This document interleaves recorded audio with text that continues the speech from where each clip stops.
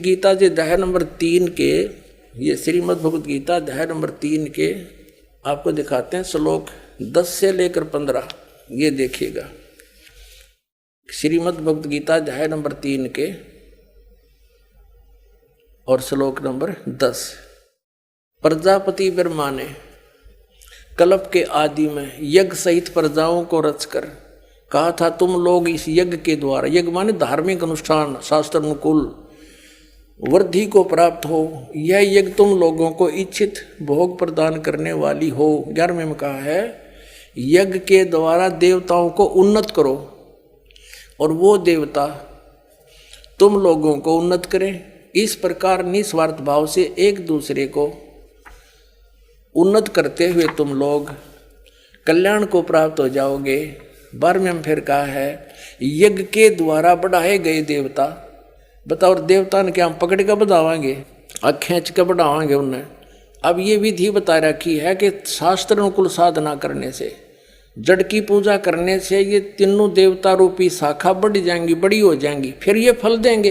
देखिए, यज्ञ के द्वारा, शास्त्र अनुकूल साधना के द्वारा बढ़ाए हुए यानी बढ़े हुए देवता, ये तीनों शाखाएं तुम लोगों के बिना मांगे ही इच्छित भोग निश्चित देते रहेंगे। उन देवताओं को दिए हुए भोगों को जो पुरुष उनके बिना दिए स्वयं भोगता है वह चोर है। अब क्या सिद्ध हो गया कि जैसे हम मूल की पूजा करेंगे, मूल की यानी जड़ की पूजा करने से टहनी बड़ी हो जाएंगी, ये देवता बढ़ गए, बड़े होकर ये फलों से लदपत हो जाएंगी, ये टहनी बिना मांगे देंगे अपने आप, क्योंकि हम मूल की पूजा कर रहे हैं तो अपने आप इनका बस की बात नहीं, देने पड़ेंगे फल हमारे को। आगे देखो, और जो फिर कहते हैं धर्म दान नहीं करते तो वो तो चोर हैं, वो फिर स्वयं भोगता है बिना गुण को दिए यानी बिना कुछ दान किए तो चोर है। 13वें में कहा है, यज्ञ से बचे हुए अन्न को खाने वाले श्रेष्ठ पुरुष सब पापों से मुक्त हो जाते हैं, और जो पापी लोग अपने शरीर पोषण के लिए ही अन्न पकाते हैं वे तो पाप ही खाते हैं। इसका कहने का भाव यह है, अपने आत्माओं यहाँ पर सतलोक आश्रम बरवाला जिला हिसार हरियाणा में पूरे विश्व में एक ये स्थान है जहाँ शास्त्र अनुकूल साधना होती है।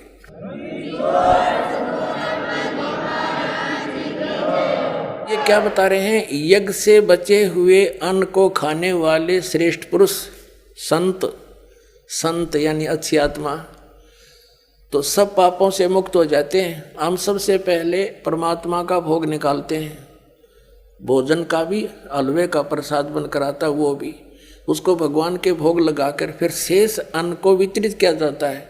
तो ये कहते हैं, यज्ञ से बचे हुए अन्न को खाने वाले संत, साधु संत भक्त, यज्ञ से बचे हुए अन्न को खाने वाले संत है यानी साधु संत भक्त आत्माएं, अच्छी आत्माएं सब पापों से मुक्त हो जाते हैं। अब कहने का भाव ये है कि यहाँ पहले भगवान को भोग लगा के शेष बचे हुए अन्न को उसके बच्चों को वितरित किया जाता है, वो महापाप नाशक बन जाता है।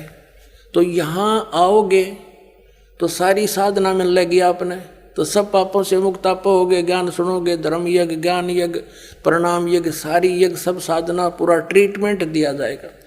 फिर कहते हैं जो दान धर्म नहीं करते वो तो चोर हैं भगवान के। जिन हर की चोरी करी और गए राम गुण भूल, ते बिदना बागुल किए वो फिर झूले उल्टी झूल। कहते हैं जिन हर की चोरी करी, भगवान ने जो आपको दान दिया है, धन आपके संस्कार में, उसको आगे दान जो नहीं करता वो तो चोर बताया भगवान का। तो फिर क्या बताते हैं देखिएगा, आगे इसमें निष्कर्ष निकल रहा है। अब 3रे अध्याय का हमने ये 13वां श्लोक पढ़ लिया। यज्ञ से बचे हुए अन्न को खाने वाले श्रेष्ठ संत माने आप अच्छी आत्माएं सब पापों से मुक्त हो जाते हैं, और जो पापी लोग अपना केवल कमाया और खाया वहीं तक सीमित हैं वो तो पाप को खाते हैं। अब 14 और 15 में एक निर्णायक ज्ञान दे दिया। पहले इनका अनुवाद पढ़ाएंगे इंजीनियरों का, फिर समझ में आएगा। संपूर्ण प्राणी अन्न से उत्पन्न होते हैं, अन्न की उत्पत्ति वृष्टि से होती है, वृष्टि यज्ञ से होती है, यज्ञ इसका अर्थ है शास्त्र अनुकूल कर्मों से जो होता है वो विहित कर्मों से उत्पन्न होने वाले हैं, यज्ञ यानी धार्मिक अनुष्ठान। और कर्म समुदाय को तो ब्रह्मो उद्भवम, इन्होंने ब्रह्म का अर्थ वेद कर दिया है। कोई बात हुई? ब्रह्म का अर्थ वेद कर दिया। ये लिखना था कि देखो हम यहाँ पर आए इस काल के लोक में, तो हमने कर्म करके ही मिलेगा, ना कति नहीं मिले। तो कहते हैं ये कर्म लगाए ब्रह्म ने बनाया विधान यहाँ का, और ब्रह्म की उत्पत्ति हुई परम अक्षर ब्रह्म से, उस परमात्मा से, सच्चिदानंद घन ब्रह्म से। इसका अर्थ तो ये है, लेकिन इन अज्ञानियों ने कुछ ज्ञान तो था नहीं, सारे उल्टे अडंगे अड़ा दिए। ये देखिएगा, कर्म समुदाय को तू वेद से उत्पन्न नहीं, ब्रह्म से उत्पन्न हुए, और ब्रह्म अक्षरम उद्भवम अविनाशी परमात्मा से, यहाँ ब्रह्म लिखना था, ब्रह्म ये काल अविनाशी परमात्मा से उत्पन्न हुआ जान।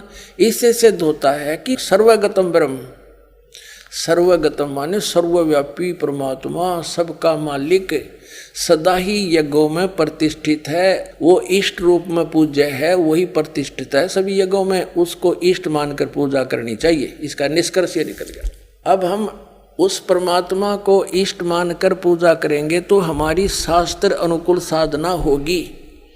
और इसमें कहा है कि सारा जो शास्त्र अनुकूल साधना करने से हमारे शुभ संस्कार बनेंगे, ये भक्ति रूपी पौधा बड़ा होगा, ब्रह्मा विष्णु महेश के पास हमारे संस्कार जाएंगे, और ये बिना मांगे आपको देंगे, आपको बिना मांगे देंगे। जैसे फल लदपत हो गए टहनिया के, आप भी खाओ, रिश्तेदार भी ले जाओ, और पड़ोसी भी तोड़ ले जाओ तो भी समाप्त ना हो। तो इतना इस प्रकार हमारा ये पूरा भक्ति क्रम पूरा होता है। तो हम आपको सबसे पहले परमात्मा ने कहा है कि तीनों देवा इन कमल दलों में बसे, ये ब्रह्मा विष्णु महेश, और प्रथम इनकी वंदना, और फिर सतगुरु उपदेश। तो हम इनकी पूजा नहीं कर रहे, हम किसी का किराया दे रहे हैं, जैसे हम टैक्स भर रहे हैं बिजली का, हम बिल भर रहे हैं इसका टेलीफोन का, वो पूजा थोड़ी कर रहे हैं। वो तो हम उनको दे रहे हैं, तो वो हमारी सुविधाएं जारी रखेंगे, नहीं देंगे तो कनेक्शन काट देंगे। तो हम शास्त्र अनुकूल साधना कंप्लीट कोर्स ना करके अपनी अपनी डफली पीट रहे हैं, जिस कारण से हम परमात्मा से मिलने वाली साधना से वंचित होकर के हम नास्तिक होते जा रहे थे। अब परमात्मा ने दया करी आपके ऊपर और इस दास के ऊपर। इस दास को बनाया वो तत्वदर्शी संत, और जो ज्ञान परमात्मा 600 वर्ष पहले छुपा गए थे खजाना, इस दास को चाबी दे दी। अब दास ने खोल दिया उसके बच्चों के सामने।